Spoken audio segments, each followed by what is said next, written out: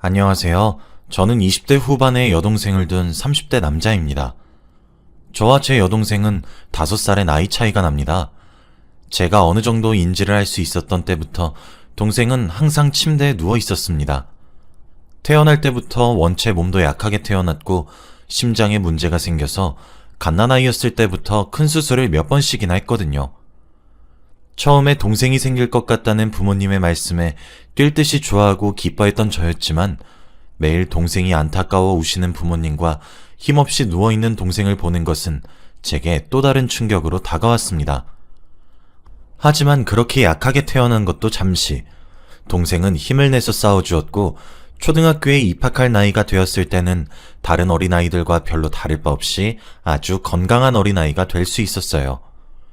그래서 저희 부모님과 저는 그런 동생이 27의 나이여도 여전히 마냥 아이 같고 애틋하고 손이 많이 갑니다.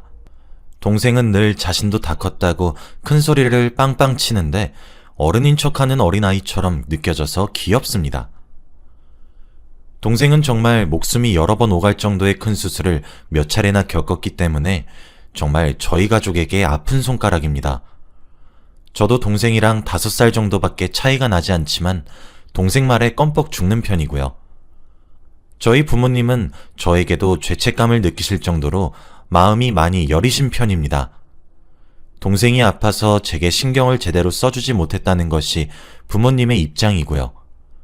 그래서 그런지 저는 독립적으로 잘 자랐고 어렸을 때부터 아팠던 동생과 슬퍼하는 부모님을 보고 자란 영향인지 책임감도 무척 크게 느낍니다. 물론 그렇다고 해서 제 어린 시절이 불우했단 소린 아닙니다.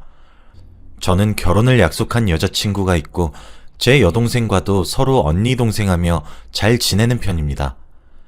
그렇게 마냥 쑥맥 같고 아기처럼 보였던 여동생이 몇 달 전 저와 제 여자친구에게 고백하더라고요.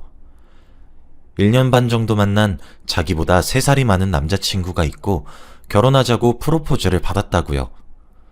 저와 제 여자친구는 깜짝 놀랐고 저는 배신감까지 느껴질 정도로 큰 충격이었어요.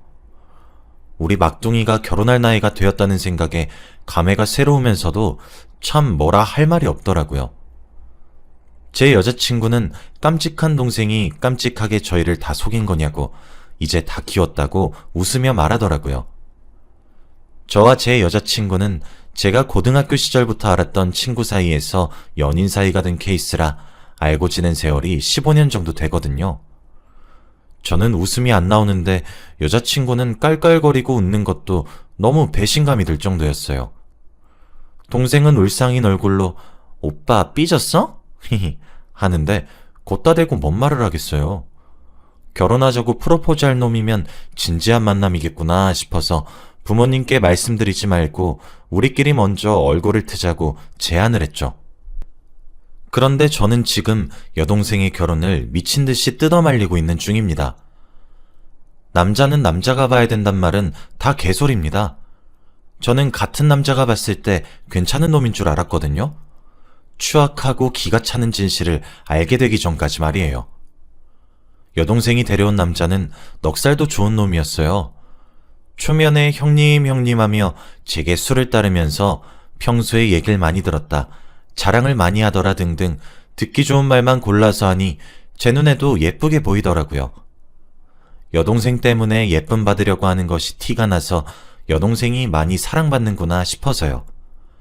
그래서 제게 조잘조잘거리며 제 여동생이 얼마나 좋은 여자이고 어쩌다 만나게 되었고 어떤 점 때문에 사랑에 빠졌는지 좔좔좔 읊어대는데 제 눈엔 얼마나 흐뭇했는지 몰라요. 여동생도 오빠와 아빠 같은 사람을 만난 것 같다고 너무 사랑하고 있다고 하더라고요. 그때 보이는 여동생의 얼굴은 정말 사랑에 빠진 여자의 얼굴이더라고요. 제 여자친구도 잘 어울린다고 말해주었죠. 하지만 저와 제 여자친구는 지금은 너무 성급하니 1년 정도만 더 만나보고 결혼 얘기를 하는 것이 어떻겠냐고 말했어요. 여동생이 어렸을 적에 많이 아팠던 아이라 우리가 더 품고 시집을 보내고 싶다고 주책 같은 소리도 조금 늘어놓으면서요. 이제 연애하고 있다고 우리 부모님께 천천히 알리고 1년 정도 얘기가 양가에 조금씩 오고 간 뒤에 결혼하라고 말이에요. 여동생도 여동생의 남자친구도 웃으면서 오빠랑 언니 말이 맞는 것 같아. 형님 말이 맞습니다. 하고 그렇게 첫 만남은 웃으면서 끝이 났습니다. 그리고 저는 그런 줄로만 알고 있었습니다. 그런데 한 달 정도 전에 여자친구가 할 말이 있다고 말을 하더라고요. 사실 저와 여자친구는 친구처럼 지냈던 시간이 워낙 길기도 해서 서로 야야거리면서 편하게 사랑하고 있는 사이입니다. 저희 집에 비밀번호를 쳐서 스스럼 없이 찾아오기도 하고 저희 부모님께 엄마 아빠라고 부를 정도죠. 그런데 무게를 잡고 진지하게 할 말이 있다고 하더라고요. 그러면서 동생한테 자신을 만나러 간다고 말을 하지 말고 몰래 나오라고 하더라고요. 저는 거기서 의아해했고 자기 무게 왜 잡아 하며 대수롭지 않은 척 약속 장소로 나갔습니다. 그런데 카페에 앉아있는 여자친구의 얼굴이 어둡더라고요. 저는 무슨 일이냐며 설레발을 치면서 물어봤고 여자친구의 입에서 나온 말에 정말 턱이 빠질 뻔했습니다. 너무 놀라서요. 제 동생은 저와 부모님이 싸고 도는데도 불구하고 얌전하고 겸손하게 컸습니다. 이번 결혼 얘기가 남자친구와 오고 가면서 많은 얘기를 나눴는데 그 문제를 예비 새언니이자 제 여자친구에게 상의를 했더라고요. 저희 가족이 알면 엄청 화낼 것이 분명하다고 여자친구에게도 혼자만 알고 있으라 했나 봐요. 제 여자친구도 동생을 오래 봐서 자기 동생처럼 끔찍하게 생각하거든요. 그런데 듣다 보니 해도 너무한다 싶어서 제게라도 말을 하자고 못하겠으면 언니가 도와주겠다고 해서 절 만나자고 한 거였습니다. 현성아, 현주 남자친구 말이야. 좀 이상한 것 같아. 정확하게는 그 남자는 아직 잘 모르겠어. 괜찮은지 이상한 건지. 그런데 적어도 그 집안이 이상한 건 확실해. 현주한테 남자친구가 끔찍히 잘하나 봐. 그리고 둘이서 만난 지 반년 정도 됐을 때부터 결혼 이야기가 나왔던 것 같아. 자기야, 현주 남자친구가 현주에게 끔찍히 위해주는 거면 좋은 애 아니겠어? 그때 만나보니까 괜찮던데? 현성아, 그런데 그 집 어머니가 좀 이상한 것 같아. 사실 현주한테 내가 말하자고 어렵게 설득해서 너한테 이렇게 이야기하는 거야. 현주 남자친구가 현성이 너랑 현주처럼 남매인가 봐. 밑으로 여동생이 있고. 그런데 그 여동생이 정신적으로 조금 문제가 있는 것 같아. 얘기 들어보니까 자폐증인 것 같더라고. 뭐? 그러면서 교제한 지 반년 정도 지나선가부터 이미 그 집에서 며느리 노릇을 하고 있는 것 같더라고. 지금은 그 집 부모들이 딸을 돌봐주고 케어한다고 하지만 계속 현주한테 결혼하면 많이 도와달라. 우리가 죽고 나면 챙겨줘라. 이런 말 하나 봐. 그리고 딸이 낯을 가리니까 미리 친해지라고 주말마다 현주를 그 집으로 부르고 있는 것 같더라고. 그리고 그뿐만이 아니야. 지금 현성이 너희 부모님 아직 현주가 교제하는 것도 모르지? 차차 이야기할 거라고 했었잖아. 그런데 현주가 계속 자기 남자친구네 집에서 며느리 노릇하고 그러니까 지금 자기들끼리 식장이랑 이런 것도 예약하고 있대. 아니 너 지금 진짜 뭐라고 하고 있는 거야? 그게 다 사실이야? 현주 얘기 들어보니까 남자친구네 집 쪽에서 결혼을 엄청나게 서두르는 것 같더라. 상견례 하기도 전에 식장 예약하러 다니고 드레스 같은 것들도 보고 다니나 봐. 그리고 지금 현주가 장애인 활동 지원사였나? 그런 자격증을 공부한다고 하더라고. 그것도 그 집 부모가 시켰나 봐. 요즘 같은 불황기에 취업하는 것도 힘든데 따놓으면 도움될 것 같다고 말만 번지르르 하게 하고 딴 김에 딸내미 좀 도와달라고. 나보고는 저번 주 주말에 불려가서 여동생 목욕시켜주는 걸 도와줬다더라? 저는 어느 순간부터 입이 떡하니 벌어져 다물어지지가 않더라고요. 진짜 너무 어이가 없어서요. 저는 여자친구의 이야기를 듣고 그 즉시 여동생과 그 남자친구를 제가 있는 카페로 불러들였습니다. 직접 이야기를 들어야 될 것 같았거든요. 시간이 조금 지났을까? 웃는 낯으로 들어오던 두 사람은 심상치 않은 저와 제 여자친구의 분위기를 보고 눈치를 살피더니 어색하게 인사를 하며 맞은편에 앉더군요. 참, 어디서부터 말을 어떻게 해야 할지 모르겠더라고요. 그래서 저는 단도직입적으로 물어봐야겠다 싶었습니다. 민수야, 편하게 말할게. 구면이니까. 오늘 내가 여자친구한테 좀 어이가 없고 이해가 안 되는 이야기를 들었거든? 사실관계 확인해야 될 것 같아서 급하게 부른 건데 와줘서 고맙다. 아니요, 형님. 형님이 부르시는데 바로 와야죠. 무슨 일이세요? 넉살 좋은 동생의 남자친구 대답에 저는 동생을 빤히 쳐다봤고 동생도 직감한 것 같았습니다. 제가 여자친구에게 얘기를 들었단 것을요. 우리 처음 봤을 때 내가 말했었지?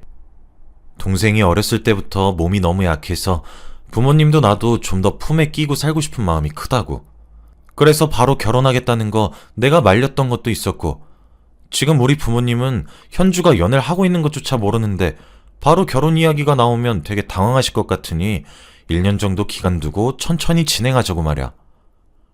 유난일 수도 있지만 현주가 아기 때부터 죽을 고비를 정말 많이 넘겨서 우리가 마음을 더 쓰는 것도 있거든. 그때 너도 분명 이해한다고 하지 않았니? 네, 기억납니다, 형님.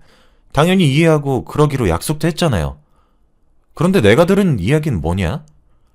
상견례도 치르기 전에 애를 데리고 외식장을 다니고 드레스를 입히는 거야? 지금 너희가 결혼했냐? 뭐랬냐? 주말마다 현주를 왜 너희 부모님이 집으로 불러들이는 건지 설명 좀 해볼래? 아, 그게... 동생의 남자친구는 당황한 듯한 표정으로 아무런 대답도 하지 않고 있었고 동생은 옆에서 아, 오빠, 그게... 라고 입을 떼고 있었죠. 넌 가만히 있어. 지금 내가 네 남자친구한테 물어보고 있잖아. 야, 그리고 너 동생이 조금 불편한 부분 있는 건 왜 말 안 했냐? 언제까지 안 할 작정이었고. 아니, 내가 진짜 기가 차서 지금 네 동생 수발 들기 위해서 내 동생이 자격증 따고 있고 주말마다 네 동생 돌봐주러 간다며? 야, 대답해봐. 내가 오늘 들은 이야기가 전부 사실이냐고. 동생의 남자친구는 아무런 대답이 없었고 그 옆에 앉아있는 동생은 안절부절하고 있었습니다. 지금 너 우리 집안 무시하냐? 네가 무시하는 거야? 너희 부모님이 무시하는 거야? 야, 내 동생 아직 27이야. 너 미쳤냐? 지금 남의 집 귀한 딸 데리고 뭐 하는 거야? 상견례도 치르기 전에 부려먹은 것도 열받아 죽겠는데. 뭐? 자격증? 주말마다 네 동생을 돌봐? 목욕하는 걸 가르쳐줘? 야, 김현주, 너도 제정신이야? 그걸 하란다고 다 해! 나랑 우리 부모님이 너 그렇게 가르쳤어? 결혼이 무슨 애들 장난이냐고. 지금 너희들이 소꿉장난이라도 하는 거야, 뭐야? 어떻게 그런 사실도 감쪽같이 속이고 결혼을 하려고 해? 현주야, 상견례랬니? 뭘 했니? 천천히 하라 오빠 말이 말 같지도 않았어? 지금 쟤네 부모님이 너 데리고 식장 보러 다니고 드레스 입힌다며. 이래도 순서가 있는 법이고 정도가 있는 법이야. 동생은 생전 자신한테 큰 소리를 치지 않던 제가 큰 소리를 내며 화를 내니 놀란 듯 했습니다.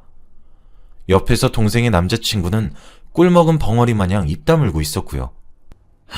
이 일은 내 손에서 해결하기에도 벅찰 것 같다. 오늘 우리 부모님한테도 오늘 이야기 전부 다 말씀드릴 거고 그때 다시 얘기하도록 하자. 그리고 너희가 결혼한다는 거? 이젠 내가 허락 못해.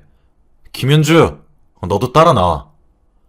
그렇게 전 동생의 손목을 잡고 어거지로 집으로 데리고 왔고 그 뒤에 형님 하면서 뒤쫓아 나오려는 동생의 남자친구를 제 여자친구가 잡아 말리고 있더군요. 그 길로 부모님을 찾아갔고 저는 동생이 울며 불며 하지 말라고 애원하도 무시한 채 자초지종을 전부 부모님께 말씀드렸습니다. 솔직히 저희 집 사정 꽤 괜찮습니다. 엄청나게 부유하고 여유롭고 이런 수준은 아니지만 모자라진 않습니다. 부모님 두 분 다 노후 준비 완벽하게 되어 있고 저도 꽤 괜찮은 연봉을 받는 직업을 가지고 있고요. 솔직히 막말로 동생이 결혼도 하지 않고 부모님 집에서 평생을 붙어 살아도 큰 걱정 없이 살 수 있고 그걸 넘어 꽤 괜찮을 정도입니다. 물론 제가 먹여 살려도 문제가 없고요. 그렇게 귀하게 키운 동생이 그런 집안에 시집을 가고 싶다는데 1차적으로 동생이 1년 넘게 연애를 하고 있었던 사실에 부모님이 놀라셨고 2차적으로는 그 집안도 멀쩡하지 않다는 점에 엄마는 뒷목을 잡으셨고 아빠는 할 말을 잃으셨습니다. 현주야, 네가 부모님께 말하지 말라고 날 붙잡고 애원했던 거는 너도 그 집안이 이상하단 걸 어느 정도 인지했다고 봐도 무방할 것 같아. 네가 남자친구를 너무 사랑해서 눈 가리고 모르는 척을 해왔던 거겠지. 아무리 생각해도 이건 아닌 것 같다. 그날 엄마 품에 안겨 엉엉 우는 모녀를 보는데 가슴이 참 무겁더군요. 그나마 다행인 점은 동생도 부모님과 제가 너무 가슴 아파하고 안타까워하기 시작하자 동생도 마음을 점차 단념하기 시작했습니다. 동생도 저희 가족이 본인을 얼마나 끔찍히 아끼고 있는지 잘 알고 있을 테니까요. 하지만 원활하게 일을 마무리하기 위해 양가 부모님들이 만나기로 했습니다. 저의 가족의 목표는 동생으로부터 그 집안 사람들의 완벽한 분리가 목적이었죠. 약속 장소는 프라이빗하게 되어 있는 고급 찻집으로 예약을 했습니다. 아무래도 공개적인 장소에서 이야기를 하기엔 껄끄러운 문제이기도 하고 언성이 높아질 수도 있다고 생각했거든요. 저희 부모님은 굳어진 표정으로 따져들었습니다. 왜 남의 집 귀한 딸을 주말마다 불러서 그 집 딸내미 수발을 들게 하였는지, 그걸로도 모자라서 왜 그 집 딸내미의 노후도 맡기려고 했는지, 그걸로도 또 모자라서 왜 지금 우리 딸아이가 장애인을 돌보기 위한 자격증을 공부하고 있는지에 대해 설명을 요구하셨고, 우리 집안을 무시한 것인지, 그렇지 않다면 왜 상견례를 치르기도 전에 우리 딸을 데리고 식장을 돌아다녔고 드레스를 입혔던 것인지, 이 사실을 우리가 이번 기회에 알지 못했다면 언제 말을 하려고 했을 것인지도 따지셨어요. 그 집 부모님은 주말에 동생을 부르고 노후에 대해 이야기를 한 것은 물론 본인들이 두 팔 두 다리가 멀쩡하면 케어하는 것이 가능하겠지만 혹여 본인들이 피치 못할 사정 혹은 시간이 흘러 죽게 되거나 또는 크게 다쳐 동생을 케어할 수 없는 상황이 발생하였을 때를 대비했던 것이고, 이왕 돌보게 될 것이라면 전문적으로 하길 바랬던 마음에 자격증을 준비하라고 권유를 한 것이지 강요를 한 것이 아니라고 대답했습니다.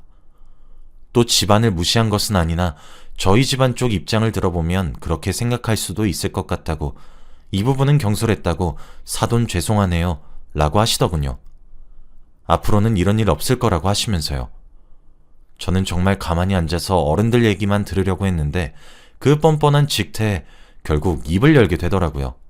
참, 두 분 다 이기적이십니다. 진짜 교활하세요. 그 집 딸은 소중하고 아픈 손가락이고 남의 집 딸은 지나가는 돌멩이와도 같습니까? 현주도 저희한테 아픈 손가락이고 억만금을 주면서 데려가도 아까운 아이입니다. 왜 피 한 방울 섞이지도 않은 현주가 그 집 딸을 책임져야 되는 겁니까? 저희도 동생이 태어난 순간부터 죽을 고비 여러 번 넘겨봐서 그 고통이 이해는 갑니다. 하지만 정도가 있으셔야죠. 도가 너무 지나치잖아요. 왜 저희 집에 일방적으로 희생을 요구하냐고요. 막말로 아들이 장애인을 가족으로 두고 있는 집에 장가가겠다고 하면 좋은 마음으로 선뜻 허락하실 수 있으세요? 지금 저희 가족은 미뤄둔 상견례 치르기 위해 또는 양가 부모님들이 만나 앞으로 미래를 계획하기 위해 나온 거 아닙니다. 착각하지 마세요. 저희는 그쪽 집안 사람들이 제 동생과 부모님께 무례했던 점을 말하기 위해, 그리고 그것들 사과받으려고 이 자리에 나온 거라고요. 결혼이요? 당연히 허락할 것 같습니까? 앞으로도 이런 일이 없으신 게 아니라 앞으로 만날 일이 없을 겁니다. 민수야, 너도 잘 들어. 그리고 본인들 새까만 흑심 들킬까봐 작정하고 저희 집에 숨긴 거 아닙니까? 그래서 현주 입막음한 거잖아요. 민수, 너도 너희 집이 기울고 있다는 사실 알고 있으니까 의도적으로 말을 하지 않은 거잖니? 이미 거기서 본인들의 문제점은 스스로 자각하고 있다고 생각이 들고 있다고요. 그리고 민수야, 네 동생은 네가 책임져. 책임질 사람? 가족인 너 하나야. 그 책임감을 왜 내 동생한테 들이대고 요구하냐? 맡겨놨냐? 버릇없다 말릴 줄 알았던 저희 부모님도 가만히 계셨고 제 외침에 테이블 위가 조용하더라고요. 아니, 제 엄마도 한마디 거들었죠. 사돈이라고 부르지도 마세요. 저희는 귀하디 귀한 내 딸 그쪽 집안과 결혼시킬 일 없어요. 그리고 아드님, 초면에 미안한 말이지만 헤어지세요. 저희 마음 변하지 않습니다. 그리고 제 아들 말대로 저희는 사과를 요구하려고, 그리고 더 이상 엮이게 하고 싶지 않았기에 이 자리를 마련해달라고 말을 한 거예요. 제 딸아이하고 그쪽 아들 결혼시키기 위해서가 아니라요. 그러니 호칭도 조심해주세요. 당연히 그쪽 집안 사람들은 꿀먹은 벙어리가 되셨죠. 저희 아빠도 더 이상 만나지 않길 바라며 만일 이 시간 이후 저희 집에 찾아온다거나 동생에게 연락을 해서 집착한다거나 하면 그 순간 이후부터 곱게 말로 하지 않을 거라 으름장을 두셨고 그렇게 그 자리는 끝이 났습니다. 지금 현재 동생은 여전히 마음 아파하고 있어요. 1년 만난 남자보다 저희 가족이 더욱 소중해서 저의 의견을 따라준 것 같아 고마우면서도 이런 아픈 사랑을 하게 해서 미안합니다. 동생의 남자친구도 그렇게 모질고 나쁜 아이는 아니었던 건지 제게 문자가 왔더군요. 동생을 진심으로 사랑했고 앞으로도 결혼 생각은 하지도 않을 거라고요. 저희 가족을 만나보니 자신의 처지를 뼈저리게 느꼈다고 합니다. 자신의 그런 점들까지도 품어서 사랑해주는 동생을 너무 사랑했지만 이제 자신의 부모도 자신이 책임지게 하겠다고, 더 이상 엮일 일 없을 테니 안심하라고 형님 같은 사람이 현주의 오빠라 너무 안심이 되고 만나서 반가웠고 무척이나 미안한 것들이 많다고 말입니다. 그 아이도 참 많은 것들을 감내하는 삶을 살겠구나 싶어 제 일처럼 안타까웠네요. 저는 제 동생이 지금의 아픔을 잘 견뎌내고 꿋꿋하게 이겨내길 바라고 있습니다. 제 이야기는 여기서 끝이에요.